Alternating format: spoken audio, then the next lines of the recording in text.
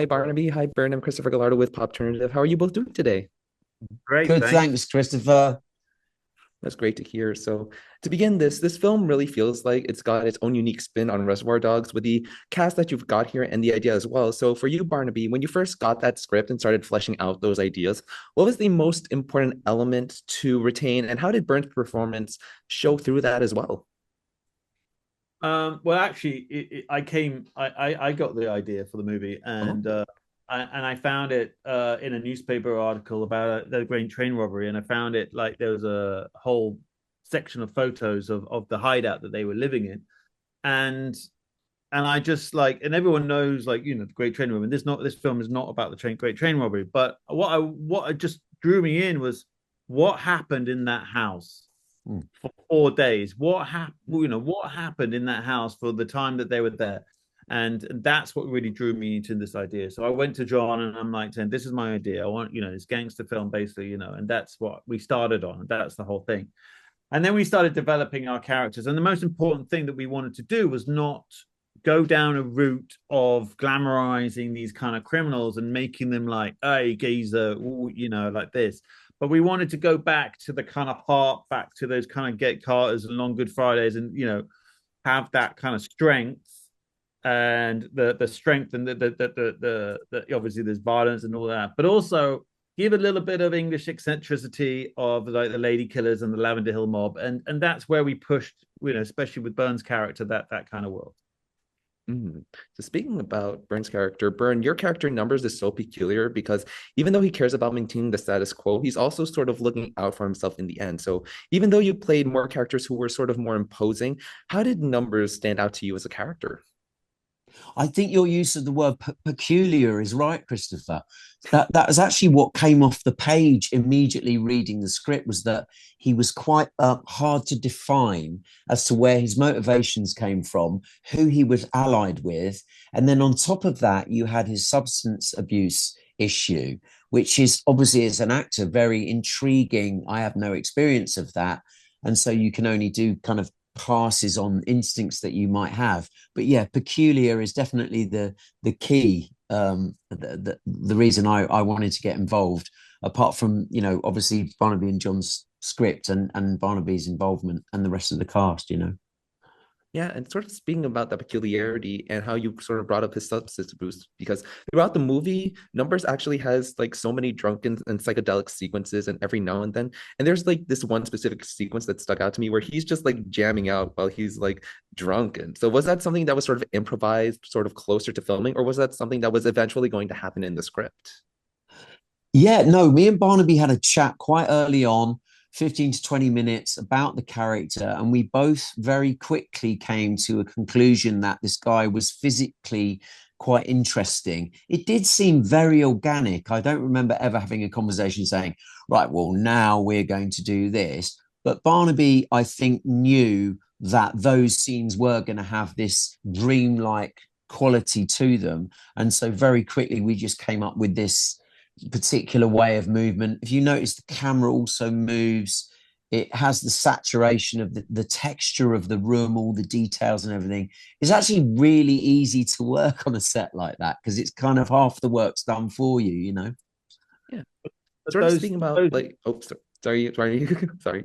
weren't scripted too. They were like we because we just his character was so, we saw his movement and everything. We just like, let's go for it. Let's see what happens. Yeah. And I just want to Yeah. see him in too. So Oh my God.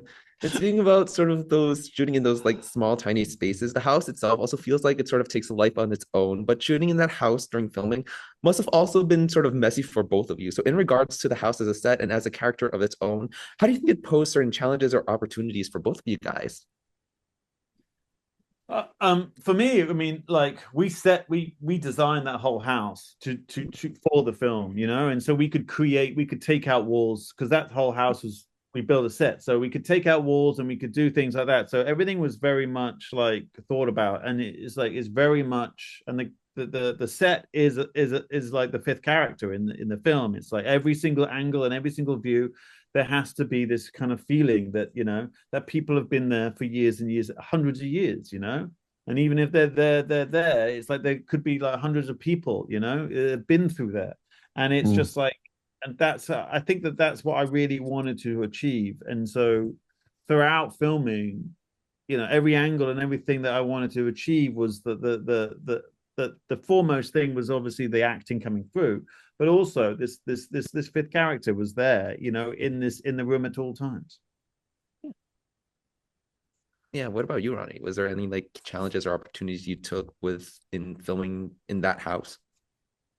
Do you know what, Christopher? It was shot in a studio in West London, which is actually Oh, quite a small studio. It's not like, a Pinewood or a Leavesden or anything. And yeah, so it did have a feeling of sort of not only the legacy of other British films that have been filmed there, many of the classics, but also a kind of claustrophobia. Um, and it actually helps because you're with all the other actors all the time. It has this kind of claustrophobia is the wrong word. It has a sort of intimacy where you're all on set most of the time. And then obviously Barnaby, the team and the production was so detailed. It really was like going onto a fully immersive kind of sandbox, really, where you could just relax and, be the characters. It actually helped. It really did. I absolutely love that. And I also love how you brought up sort of like that connection that you guys have. And I gotta ask this because I know that you, Bern, you're going to be in another movie soon that's coming out next year with Alejandro, with Tom and Sandra, and so many others.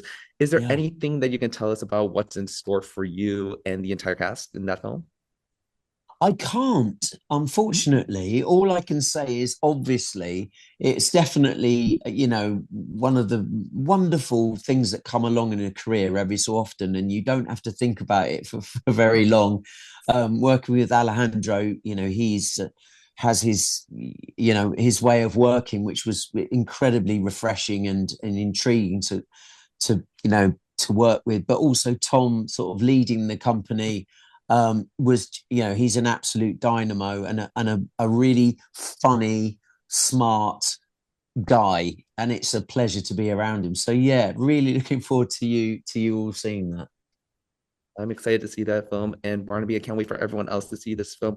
But Barnaby, it's been a wonderful time talking with you. And before I go, I just had to say, as a Star Wars The Old Republic player, I loved you voicing Darth Angle, and I cannot get him out of my mind. I want to get him back in that universe, Christopher. What can I say?